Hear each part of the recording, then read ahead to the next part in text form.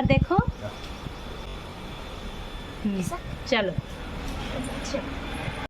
हमने भी महाअष्टमी को अपने घर में कन्या पूजन करवाया और सारी पूजा दीवान जी ने ही की। उन्होंने ही देवियों के पैर में आलता लगाया, उन्हें चुनरी ओढ़ाई और चुनरी ओढ़ने के बाद तो सारी कन्याएं सच में बिल्कुल माँ नौ दुर्गा का रूप लग रही थी, बहुत ही प्यारी दिख रही थी।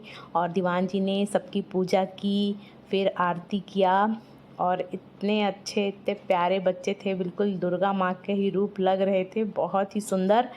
और उसके बाद हमने सब बच्चों को एक एक करके पहले फ्रूटी दिया, क्योंकि बहुत गर्मी है, धूप तेज़ है, बच्चे धूप में आए थे, तो सबको पहले हमने एक एक फ्रूटी दे दिया और फिर बहुत खुश थे। पूजा करने के बाद सभी बच्चों को बैठा करके, देवियों को, बच्चों क्यों बोले, आज के दिन तो सभी देवी के रूप थे, और सभी को बैठा करके फिर एक एक करके उनको भोजन परोसा गया। और सबसे छोटी वाली ये जो दुर्गा माता थी बहुत ही चंचल थी और बैठने का नाम ही नहीं ले रही थी। देखिए कितनी प्यारी हैं, इतनी सुंदर लग रही थी और पूरे टाइम उछल कूद ही इनका चल रहा था ऊपर से नीचे। इसकी बुआ आई थी इसके साथ, वो परेशान हो गई थी। नौ दुर्गा के साथ आए थे लंगूरा हमारे छत्तीसगढ़ में लंगूरा बोलते हैं, और वैसे ये भैरव जी का रूप है।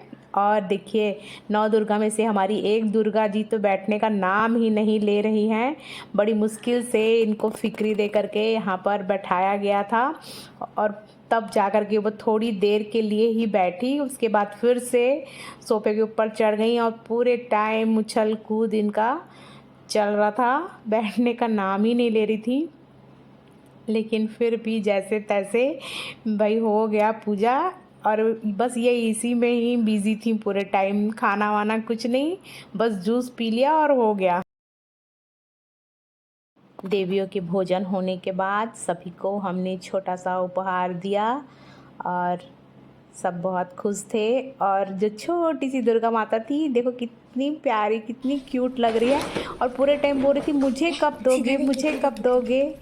फिर फाइनली इनका नंबर आया और फिर देखने लगी कि इसमें क्या है, उसको कुछ ज़्यादा दिए हो, मुझे कम दिए हो। ओवरऑल बहुत मज़ा आया, बहुत अच्छा लगा, बहुत प्यारे सब बच्चे थे।